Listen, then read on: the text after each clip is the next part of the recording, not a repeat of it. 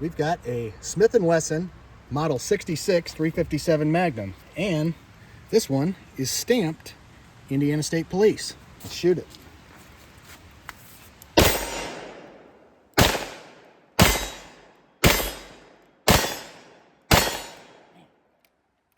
That 357 hits hard, don't it? Okay, the Model 66. This gun came out in 1970. It is the cousin of the Model 19. This is a nickel Model 19. Both of them are on the K frame, and both of them were extremely popular with law enforcement. You know, the 66 was really in the 70s and 80s the workhorse for law enforcement. If you were working in law enforcement during that time, you probably carried a 66. But we're going to throttle it back a little bit here with some 38s now. This gun, okay, it's I didn't steal it from the state police. This is a friend of mine. He's a retired trooper. And when they switched to the Berettas in the early 90s, they had the option of purchasing their 66s, which he did wisely. I also carried a 66 when I was a deputy. Foolishly, when we transitioned to the SIGs in 1996, I looked it up. I did not purchase mine. It was only $200 and I didn't buy it. So one of those dumb things you regret. Let's see. Oh boy. Feels like a 22 after shooting those 357s.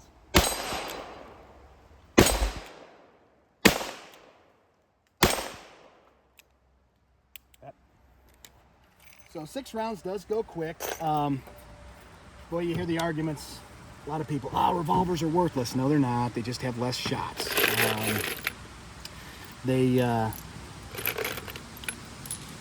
Back in the day, okay, and I'm going to talk about this study I read way back when, and I can't even tell you the name of it, but I do remember they reviewed law enforcement shootings, and they found that 95% of the time, 357 Magnum was able to stop the threat immediately.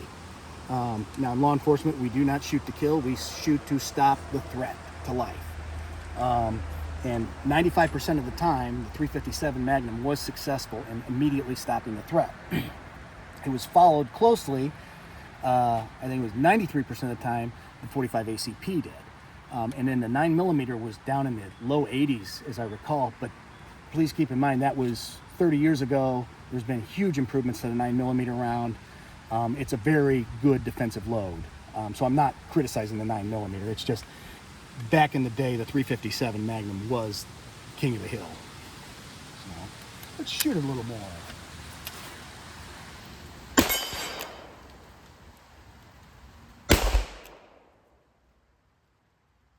There we go.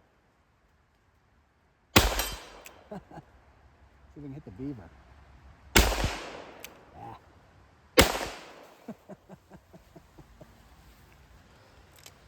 So,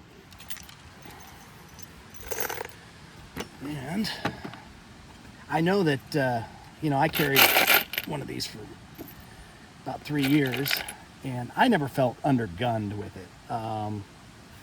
You know, it's just you don't have as many shots. That's the downside.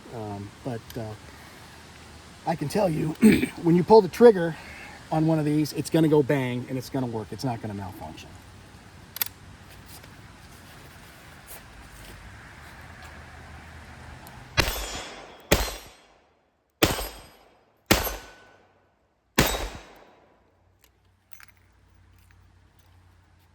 Only fired 5. But these are really cool. If you got one, hang on to it. You know, you can find the law enforcement trade-ins. I know right now where one is, and it is stamped Shreveport Police Department. But if I told you where it was and what it was priced at, I would endanger the community, and I'm simply not going to do that. So, anyway, Smith & Wesson, Model 66. I'd call it the workhorse of law enforcement, but appreciate my friend loaning it to me. Thanks for watching.